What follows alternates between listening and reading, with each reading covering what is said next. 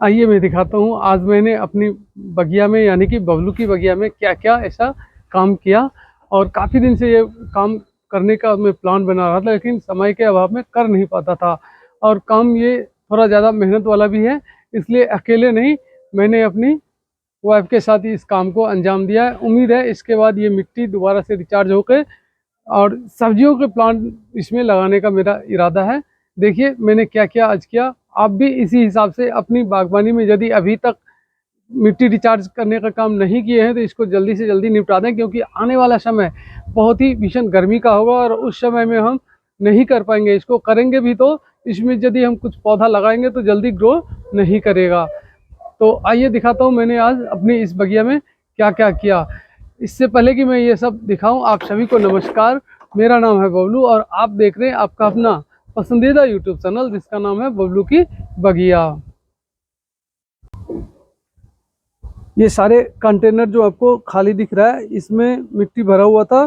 पिछले साल हमने इसमें मिट्टी डाला था और उसमें लगा दिया था सब्जियों के पौधे, पालक, लाल साग, इस तरह के सब्जी मैंने इसमें लगाए थे। और उसके बाद से मैंने कोई भी फसल इसमें नहीं लिया। आज मैंने प्लान करके इसको मिट्टी को मैंने खाली किया है। अब इसको मैंने खाद से एनर्जी देना है इसमें, ताकि ये फिर से रिचार्ज हो जाए और नए पौधों के लिए मुफीद हो जाए। मैंने पहले मिट्टी से खाली कर लिया दोस्तों, और 2 कंटेनर अभी मेरे पास है जिसको मैं अभी खाली नहीं करूँगा, क्योंकि इसमें बहुत ही बढ़िया अभी स्ट्रॉबेरी का प्लांट चल रहा है।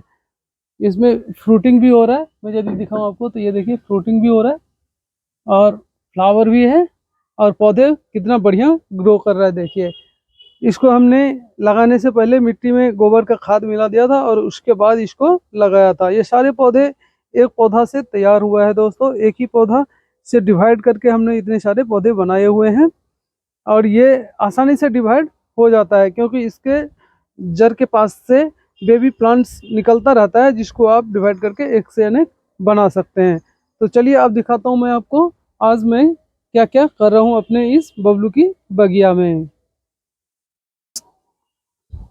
इस कंटेनर में दोस्तों अनगिनत होल्स होते हैं, इसको हमें कवर करना चाहिए। कवर नहीं करेंगे तो ये सारा मिट्टी जो है बह के बाहर निकल जाएगा। मैंने एक्स्ट्रा होल भी इसमें बना रखे हैं, ये आपको दिख रहा होगा स्क्रीन पे। और ये छोटे छोटे होल जो है इसको कवर कर देते हैं, ताकि पानी तो इससे बाहर निकल जाए लेकिन मिट्टी ना निकले। मिट्टी निकल जाएगा तो पौधा के लिए मिट्टी की कमी हो जाएगी। इसको हम कवर करने के लिए आज जो इस्तेमाल कर रहे हैं वो कर रहे हैं ये सीमेंट के फटे हुए कट्टों का। इसके ऊपर से मिट्टी डालेंगे। मिट्टी डालने से इसमें पानी तो रिस के निकल जाएगा लेकिन मिट्टी इसी में रह जाएगा। तो आप भी इस तरह से कट्टों का इस्तेमाल करके यदि कंटेनर में बागवानी कर रहे हैं तो उसको कवर कर सकते हैं। नहीं तो आप चाहें तो कुछ और भी इस्तेमाल कर सकते हैं। कुछ भी आप इस्तेमाल करें उसमें होल कर दें ताकि पानी आसानी से इसमें निकल जाए। दोस्तों इस तरह से मैं कंटेनर को खाली कर लूँगा। पहले इसमें जो भी है, जो यूजेबल चीज़ है उसको रख लूँगा, और वेस्ट मटेरियल जो हमें किसी काम का नहीं लगता उसको मैं इससे अलग कर दूँगा और इसी मिट्टी में मिला दूँगा खाद, ताकि ये मिट्टी फिर से मुफीद हो जाए अगले प्लांट्स के लिए। पिछली बार मैंने इन पन्नियों से कवर किया था होल्स को, जो आपको स्क्रीन पे दिख रहा होगा। इस पन्नी में भी मैंने जगह जगह से होल कर दिया था पानी रिसने के लिए, और फिर इसमें मैंने लगाया था। बहुत बढ़िया इसमें लाल साग और पालक हुआ था, खूब खाया हमने, खूब हार्वेस्ट किया। मिट्टी भी देखिए कितना बढ़िया बना हुआ है। ये वेल ड्रेन मिट्टी हमने तैयार किया था और अभी भी है। मिट्टी बिल्कुल भी काम का नहीं है, ऐसा नहीं है। मिट्टी बिल्कुल भी पूरा काम का है, लेकिन इसमें खाद की कमी हो गई होगी क्योंकि इससे हमने फसल ले लिए हैं। तो इसमें मैं मिक्स करूँगा थोड़ा गोबर का खाद। ये सारे ट्रे अभी हमने खाली किए हैं और इस मिट्टी को अभी रिचार्ज करेंगे।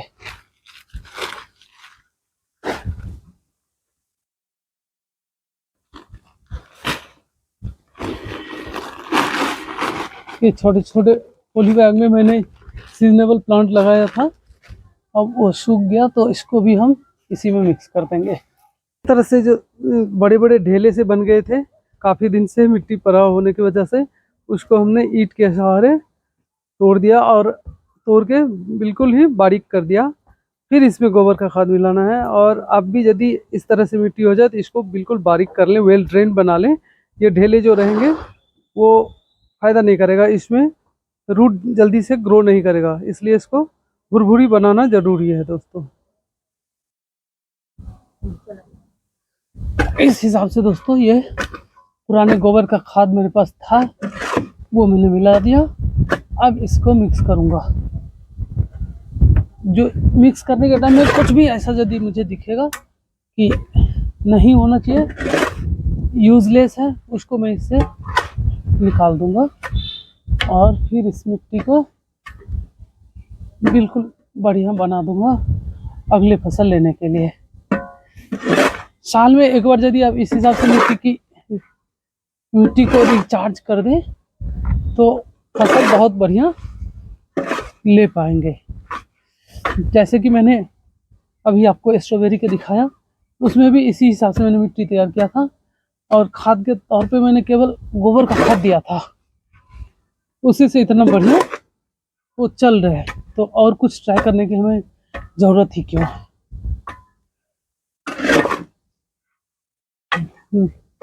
पता नहीं, कई सारे लोग बोलते हैं ये मिलाओ वो मिलाओ, और मैं जिस हिसाब से करता हूँ अपनी बागवानी वो मैं आपको दिखाता हूँ। बिल्कुल ही सिंपल सा तरीका है, कुछ भी हमें एक्स्ट्रा करने की ज़रूरत नहीं है। बीच बीच में इसमें अब मैं खाद के तौर पर यदि देना भी पड़ेगा तो इन सारे डब्बे में मैंने किचन वेस्ट से लिक्विड फर्टिलाइज़र बना रखा है, उसी को पानी में मिला मिला कर डालता रहूँगा।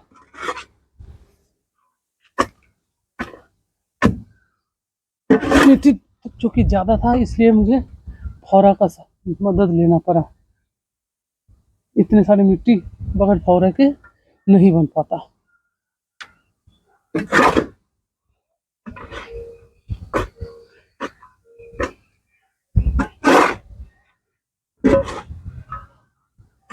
ये मिट्टी बिल्कुल भी अब तैयार है पॉट में डालने के लिए। जो बड़े बड़े गोबर के थक्के हैं उसको ऐसे तोड़ दें, उससे ये बढ़िया फायदा करेगा। इस हिसाब से दोस्तों आप भी अपने पुराने सॉइल को रिचार्ज कर सकते हैं। इसमें कुछ भी चीज़ ऐसा जो लगे कि पौधों के लिए हेल्पफुल नहीं है तो उसको मैं रिमूव कर दूंगा, उसको नहीं रहने दूंगा।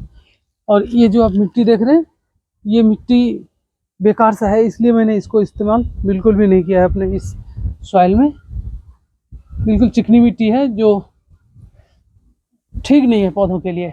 ये बिल्कुल टाइट होता है, इतना टाइट होता है कि इसमें पौधों की रूट डेवलप नहीं कर पाएगा। ये पन्नी और जो भी बेकार चीज़ें हैं उसे आप छांट के फेंक दें, और ये लीव्स वगैरह तो इसमें कंपोस्ट बन जाएगा। इसको मैंने रहने दिया है इसी सॉइल में। दोस्तों देख सकते हैं कितना ज़्यादा मिट्टी हो गया ये 3-4 कंटेनर में ही, और ये सब हम यूज़ करेंगे इसी के लिए। जो एक्स्ट्रा हो जाएगा उसको मैं संभाल के रख लूँगा अगले प्लांट के लिए, क्योंकि इसमें हमने खाद डाला है तो जितना खाद डाला है उतना मिट्टी ये एक्स्ट्रा बनेगा, वो अजीब सी बात है। उसको मैं रख लूँगा संभाल के एक्स्ट्रा को, फिर नए किसी गमले को भरने के लिए।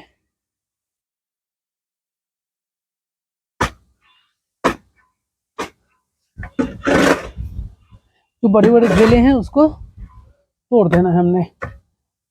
इसको इस तरह से फौरे के सहारे ही मैं तोड़ दूंगा। मिट्टी बिल्कुल ही भुरभुरी बनाना है हमने।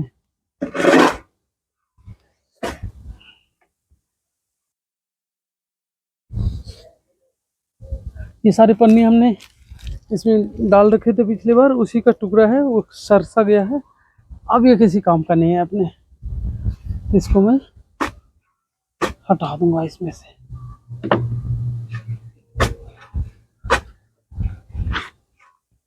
ये सॉइल ऑलमोस्ट तैयार होने वाला है और इसी से मैं भर दूंगा अपने ये स्पॉट को।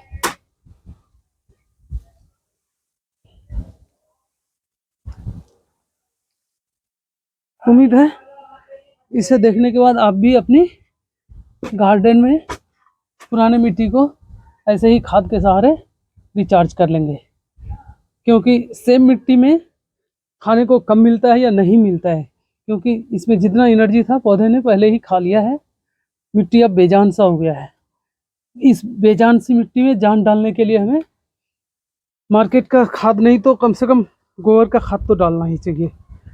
गोबर का खाद बेस्ट होता है।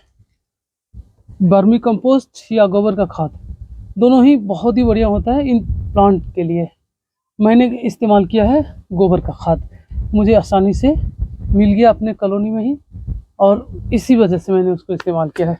मौसम भी, और इस हिसाब से आप भी, आपके पास यदि ये चीज़, ये फलों के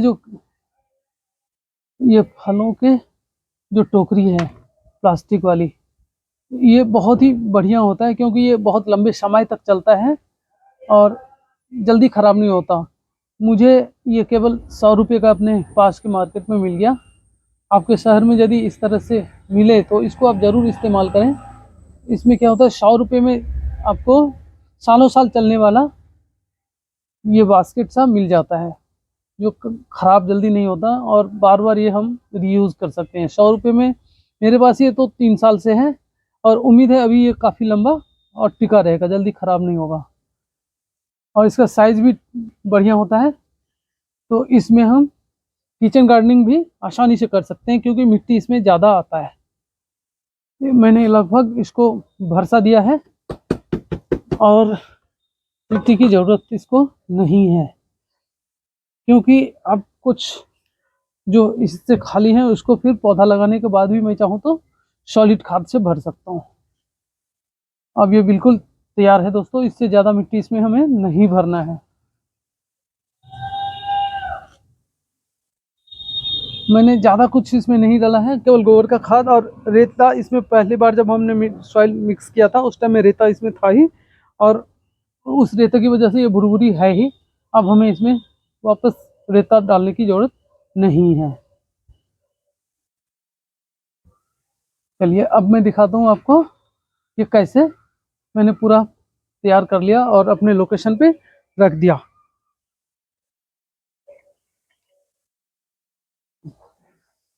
इस हिसाब से दोस्तों मैंने 3 कंटेनर को भर लिया है, और बिल्कुल इसमें मिट्टी भरने के बाद अब इसमें कुछ भी किचन गार्डन या फ्लावरिंग प्लांट लगा सकते हैं। ये मिट्टी अब 1 साल तक हमें कुछ करने की ज़रूरत नहीं होगा। अगले सीजन में फिर से इसको हमें रिचार्ज करना होगा, तब तक मैं इसमें किचन गार्डन करूँगा, और किचन गार्डन से क्या क्या लगाऊंगा ये मैं आपको बता दूंगा, दिखा दूंगा आपको बाद में। आप भी अपने पुराने कंटेनर में यदि मिट्टी बहुत दिनों से पड़ा हुआ है तो इस हिसाब से उसको फिल करके नई मिट्टी में जान डाल दें, ताकि इसमें लगने वाले प्लांट फिर से लहलहाने लगे और 1 साल तक इसमें लहलहाता रहे। तो ये वीडियो आपको कैसा लगा ज़रूर कमेंट करके बताइएगा। मैं हर एक साल इसी तरह से रिपोर्ट करता हूँ इन बड़े कंटेनर को, और आप भी इस हिसाब से करें। ये कंटेनर बड़े ही चीप रेट में केवल 100 रुपये का मिल जाता है और सालों साल चलता रहता है। और इसमें सबसे बड़ी खासियत यह है कि इसमें मिट्टी ज़्यादा आता है, इसके वजह से इसमें आप कुछ भी किचन गार्डनिंग कर सकते हैं। या और उम्मीद है आपको ये वीडियो पसंद आया होगा। दोस्तों आप यदि मेरे इस YouTube चैनल पे यानी कि बबलू की बगिया पे पहली बार आए हैं तो मैं आपसे रिक्वेस्ट करूँगा कि इस चैनल को सब्सक्राइब जरूर कर लें, क्योंकि मैं इस तरह का इन्फॉर्मेशन वाला वीडियो डेली अपलोड करता हूं, और मैं चाहता हूं कि आप भी यहां से कुछ ना कुछ देख के अपनी बागवानी में चेंजेस करें, या यदि स्टार्ट करना चाहते हैं तो ढेर सारे वीडियो मेरे ऐसे हैं। जब मैंने अपने शुरुआती दौर में बागवानी की शुरुआत किया था तो कैसे किया था, ये सब आप देख सकते हैं मेरे इस चैनल पे जाके। इस वीडियो में बस इतना ही, मिलते हैं फिर किसी और टॉपिक पे, किसी और लोकेशन पे, किसी और। तब तक के लिए मुझे दीजिए विदा। धन्यवाद दोस्तों इस ब्लॉग को अभी तक देखते रहने के लिए।